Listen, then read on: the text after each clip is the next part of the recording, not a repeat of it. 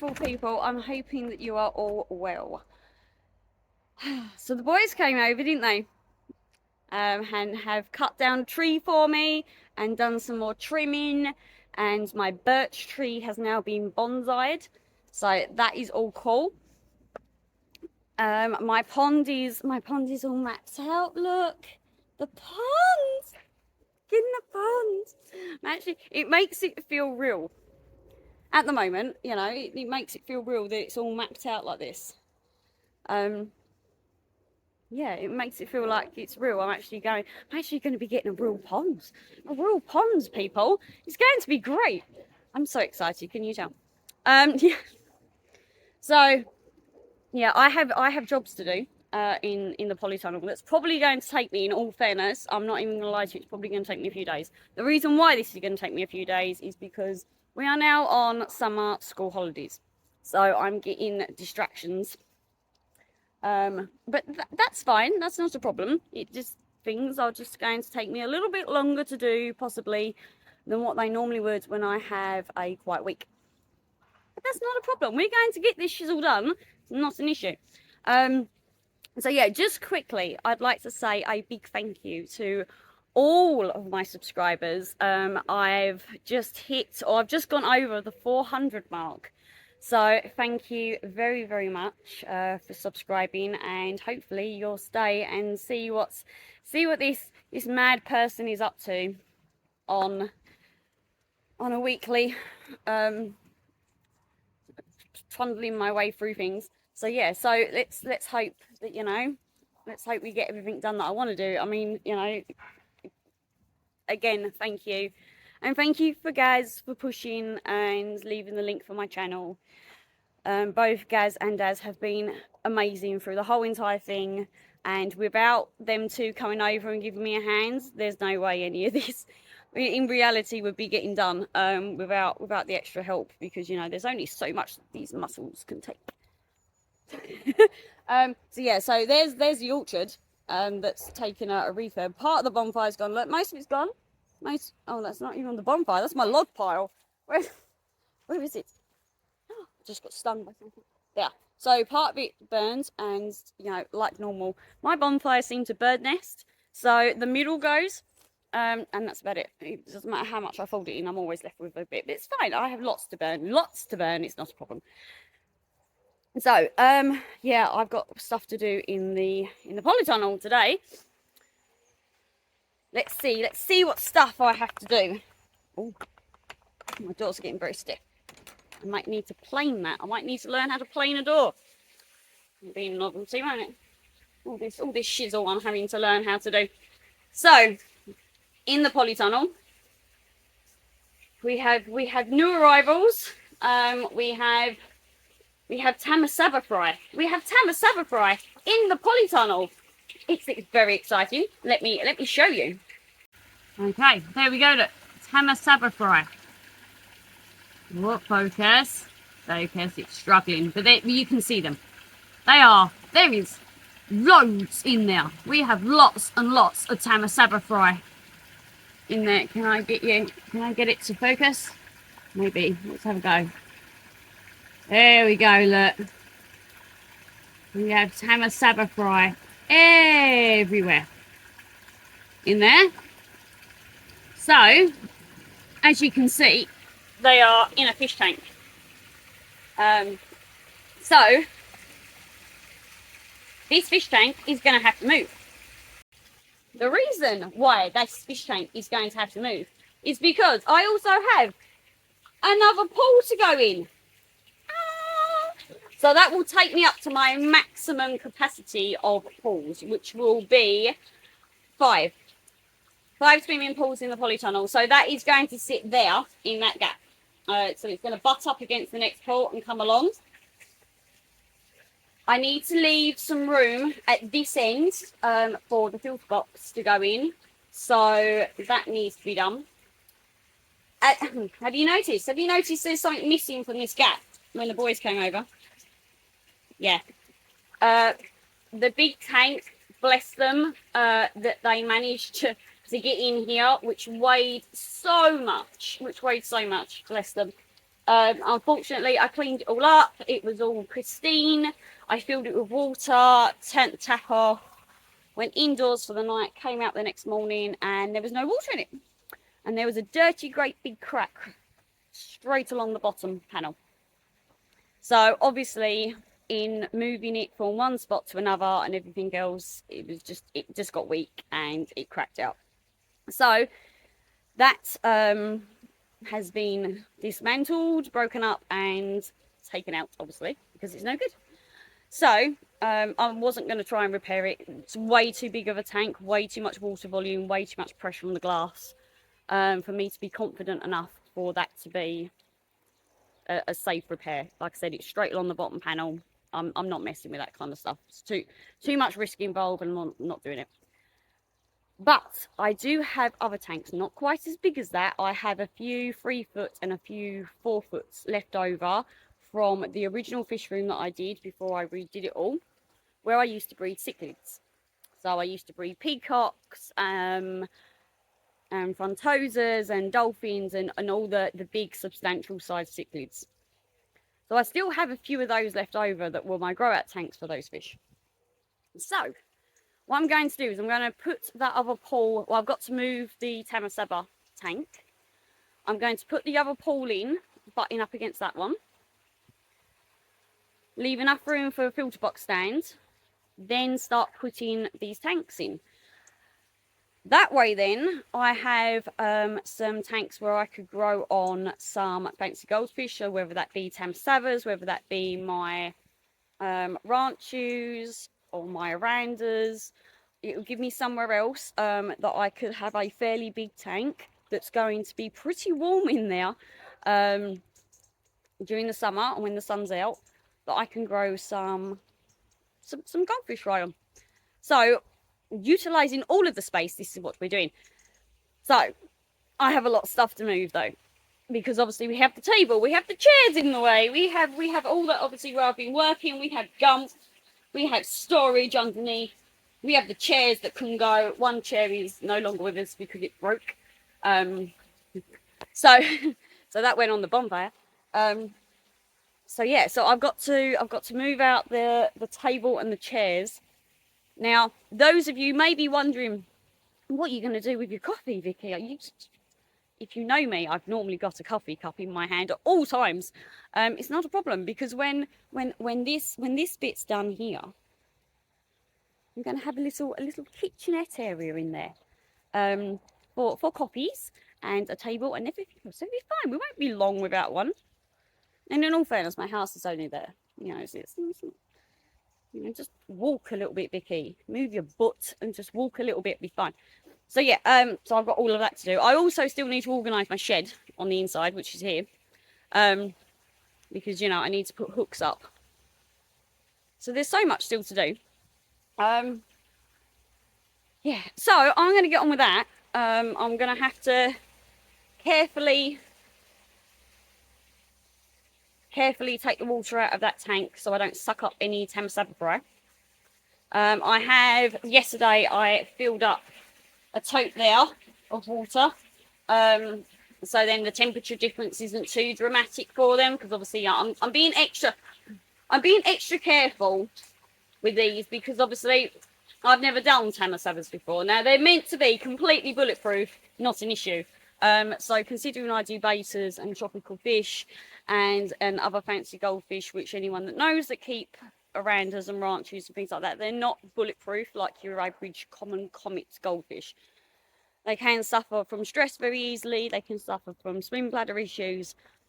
So all of this I'm bearing in mind. So I am being extra cautious with them by making sure that the water is the same temp. But because they are literally only days old, they hatched, when was it, Monday?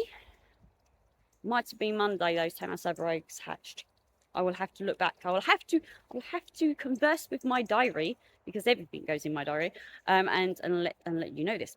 So yeah, so I'm gonna have to gently take the water out of there, move the tank, put the pool up, and then put the tank in situ, and then put the other tanks around it to work out. The best thing about tanks is, other than obviously that big one, they're not that hard to move. it's not that difficult, as long as obviously you don't have inhabitants in said tank when you're moving them. And unfortunately, I have inhabitants in this tank. So I'm going to have to be extra gentle. But there is a reason why this pool needs to go up ASAP.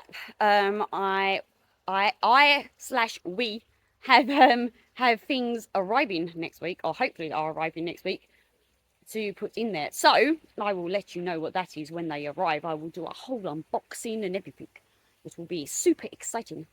So yeah. Last weekend we went up to go and see Crafty at Perfect Aquatics, and I came back with a beautiful Garomo. Anyone that knows me out there, you know that my favourites are the series of this. All of these series, I love all of them. They're all beautiful. The Kiat series, and the Shiros. I love them. I love the color contrast. I also really like Matsukai Bakis because of the color contrast. Really do like them. But my other favorite is a Garomo. But I am quite picky when it comes to a Garomo. I like it to be fairly dark.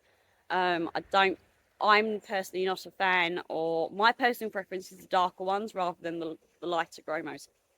So, but I managed to find one, and it's beautiful. I'm so happy with it. I will show you this later, or I might pop a picture up here or somewhere. I will try and get you a picture of this, because it is. So thank you very much, Crafty, for that. And that was also purchased for me from Dad's. So thank you very much, Dad's, for purchasing that fish for me. You spoil me. You both spoil me rotten. So, I'm going to get on with that. Stop waffling while I've still got time, and I'm still being left alone to do things. So, let me pop said camera down, and I'll get on with a bit, and then I'll catch up with you in a little bit. So, I will be right back. Hopefully with something constructive done. And obviously a cup of coffee. Oh my goodness, it's so hot in here. Right, I've had to take several breaks because I've been called away, I've been doing other things, and I've been doing all of the things. But I've cleared the space. I've cleared the space now. Now I've put some more AstroTurf down, as you can see, that I had a spare piece out there that was in front of the shed. So now I just have a mud patch. But it'll be fine. It'll grow back, and there's going to be a path there and all of the things. It's fine. So I've had to put that down. The reason is because that big tank that cracked, obviously it cracked, and there was no one here to help me exit it out of the polytunnel. And in order to get rid of the glass, it would obviously have to be transported off of the property. Now that was a big tank. I did attempt to cut down the sides to remove the silicone so I could take it off in panels. No, just no. Silicone wise, that tank was perfect. I couldn't get through it at all. So I took a 5-pound lump hammer to it. I'm not even gonna lie to you. I wrapped it in this tarpaulin and took a 5-pound lump hammer to it and took it out that way. Did you expect anything different from me? Before you all say it, did you expect anything different here? I mean, look, the t-shirt that I'm wearing, we're all mad here. Should say it all. You know what I'm like. It's gotta go, it's gotta go. Out it goes. So, anyway. Obviously, there is small fragments of broken glass. Now, I've hoovered this polytunnel several times. I did it once again earlier. But I'm still concerned that I wouldn't have got all the pieces of glass up. And obviously, putting a pool down, I don't want to be splitting the pool. So, I've cut this piece of AstroTurf, which obviously is a lot lighter than the AstroTurf that originally went in here, down to size. So then basically the pool liner itself can sit on that. And then I know for my own peace of mind, it's nice and safe. It's nice and safe and it's not going to get split. So yeah, so now I'm going to get on with putting the pool up. Pool, do we think on pool number 5 I can remember how to put this together without getting the instructions out? Do we think this is possible? I'm not convinced, but yeah, we'll try it. We'll go for it. So I'm going to, as you can see, I've got my headset in. So I'm going to put on my music and I'm going to get this cracked out and get this pool up. So let's, oh, I need a drink. Let's.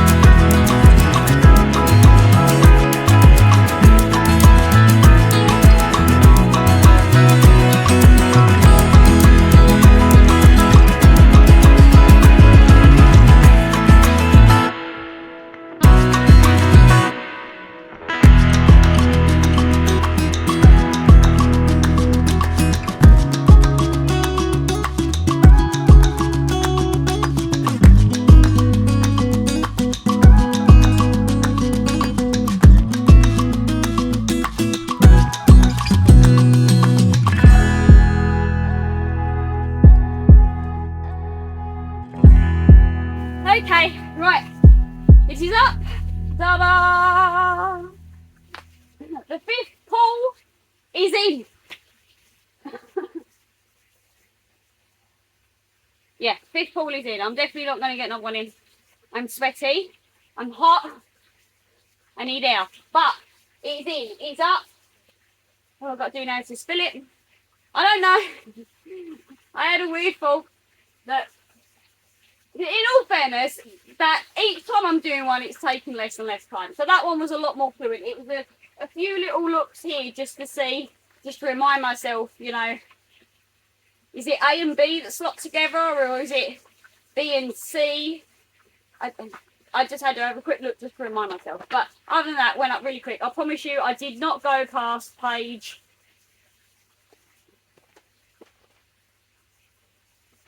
page is that? Page 7, apparently. But the rest of it is just, you know, fire protection, shite and warnings and whatever else. But I just looked at that. Follows, job done, completion, excellent. It actually doesn't take that long. So I was going to time lapse that bit. I might still do. Just to show you how long it actually takes to pop a pool, it really doesn't take up very long at all. Not even for me, not even for my silly butt. It doesn't take that long to do. Yeah, so I don't know. I had my music playing in my ear. You won't hear that music because it's not allowed on YouTube because of copyright. Yeah, I was having a boogie.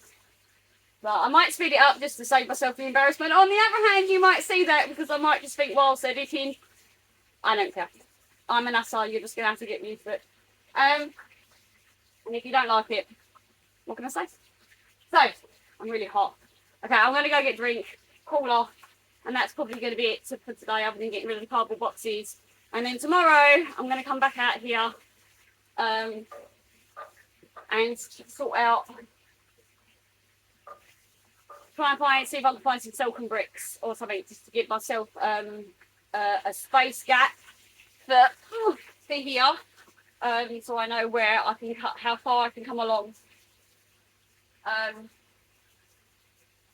with the tanks before I come putting them in, because obviously Tamasaba tank I've drained down to about that. I might even leave them like that for tonight. They'll be fine with that amount of water in, it won't be an issue. They've got plenty of oxygen in there, they're on the air loop system. So I might leave them like that for tonight just in case I need to juggle that tank a little bit more. But yeah, so for now, that's it. I'll catch you in the morning when it's a bit less sweaty and hot, hopefully. So I'll see you in a bit. Woo! I need a drink. Someone provide me with a drink. A bud would be lovely. Okay, day 2 of working in the polytunnel. Today I'm going to move all the table and everything else out to try and get its tanks in. But before I do that, oh, I have a coffee cup in my hand this time. That's a bit more normalised, isn't it? But look at that. I have Mrs. Orca's koi pond mug being sent with a little coffee warmer thing, and I got a sunflower. So thank you very much, Ruth, Mrs. Orca. Isn't it lovely? I like orcas. Orcas stand for family, protection, and loyalty.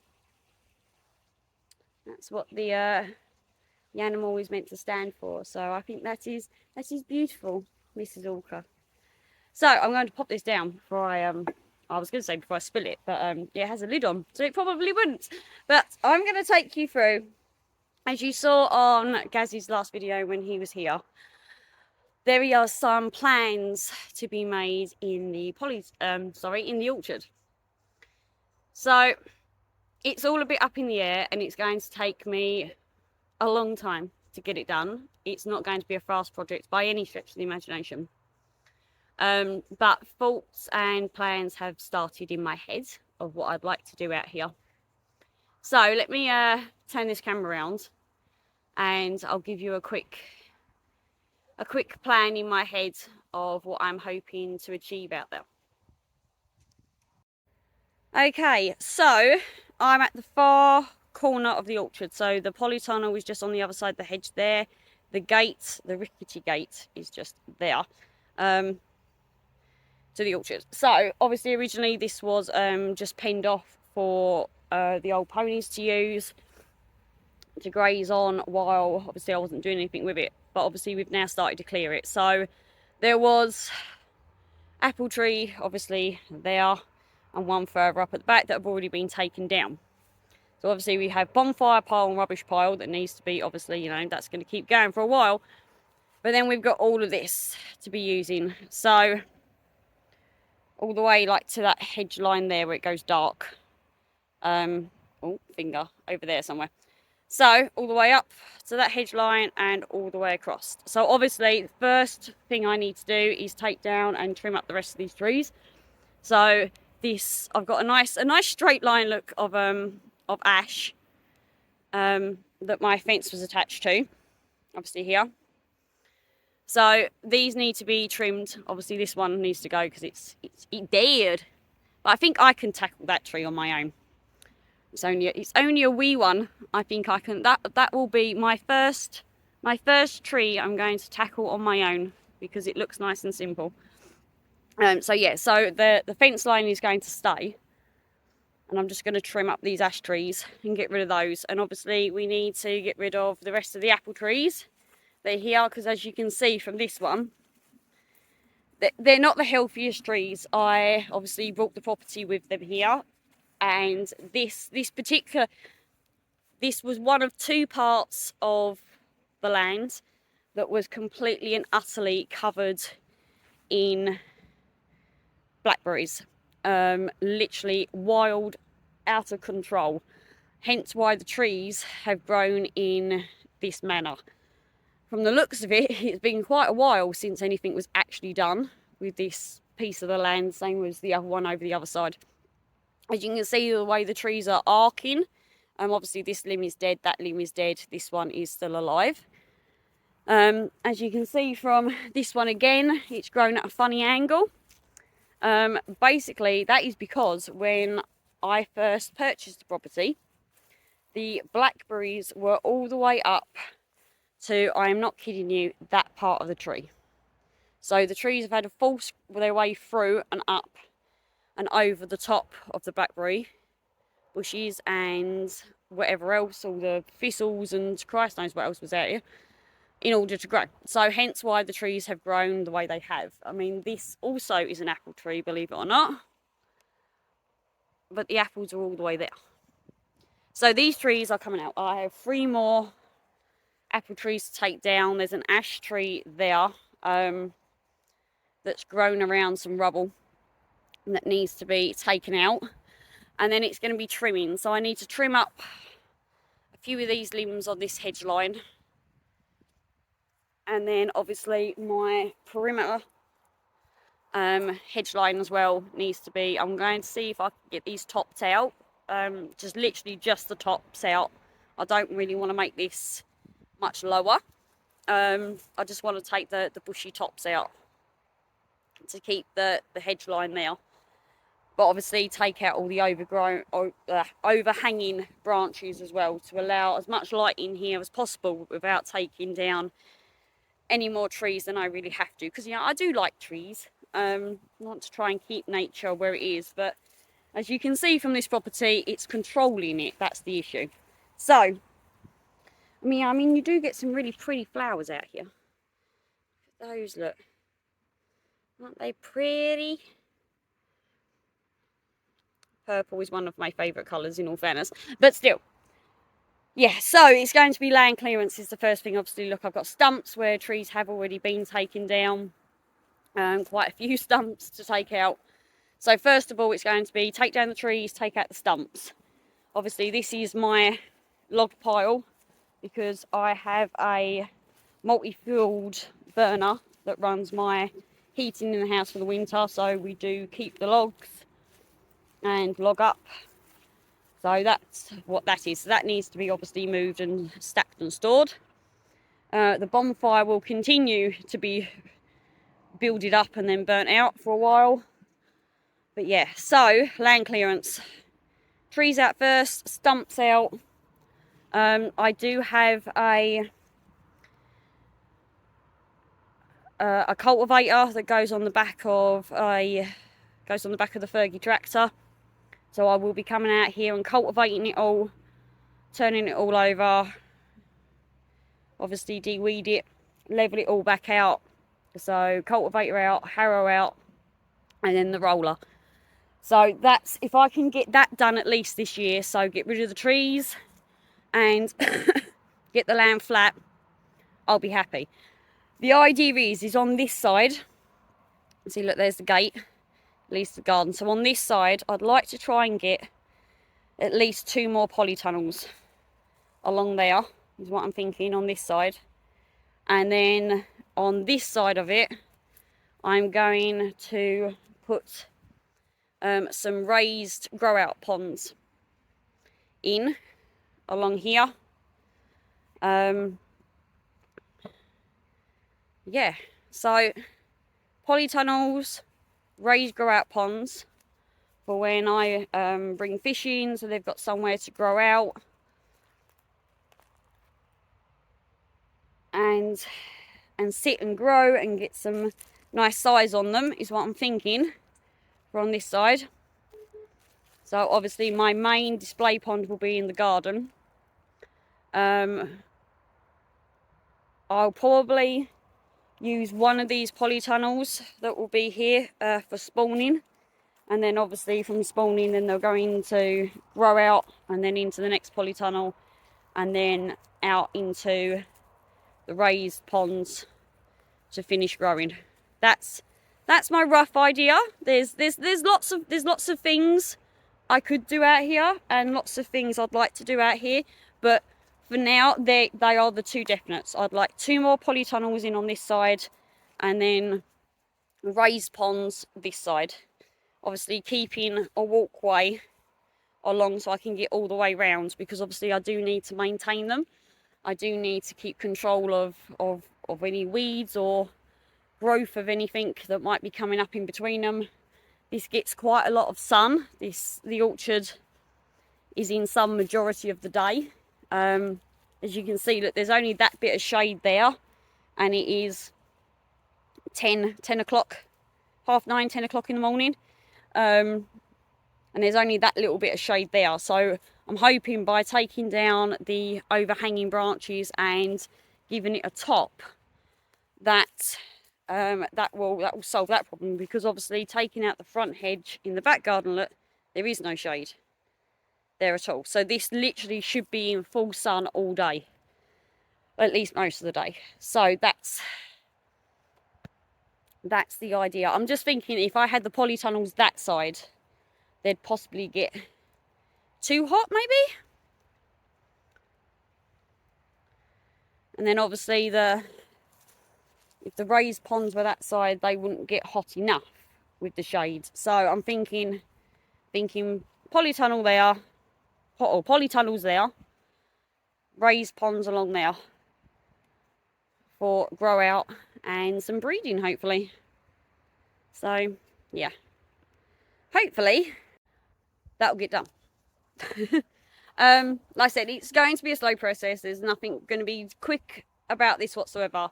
It's obviously, money is the first thing of it, you know. No one likes to talk about it, but obviously, you know, money is an issue. Of course it is. It is for everyone. Everyone still has to pay bills. We still have to eat. We still have to survive. And we still want to do the things we want to do. So, you know, there's limits and budgets for all things. And it'll get done. It'll get done bit by bit.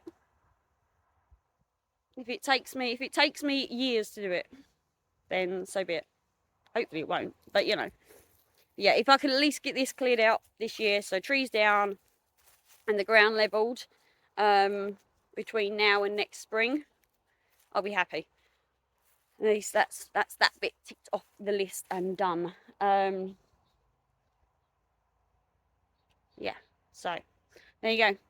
That's the rough plans for the orchard. Obviously, I've got the fish house that's going to be done in the garden. Polytunnel is actually nearly completed, with the last pool in, which is in.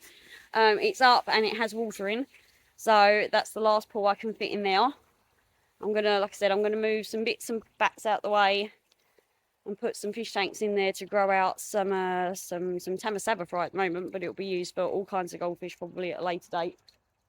But obviously along there is going to be the fish house, and then obviously we'll have the ponds, which is pretty cool. So yeah, so one thing at a time, patience, one thing at a time. My goal is to get the garden done. If the garden is completed, then I'm a happy bunny. I'd like a nice garden. So let's get that done first. But like I said, if I can also clear the orchard when things in the garden aren't being done, then I will clear. So like I said, I do have some equipment here. I do have the little grey Fergie I can pull in there to help me remove some stumps,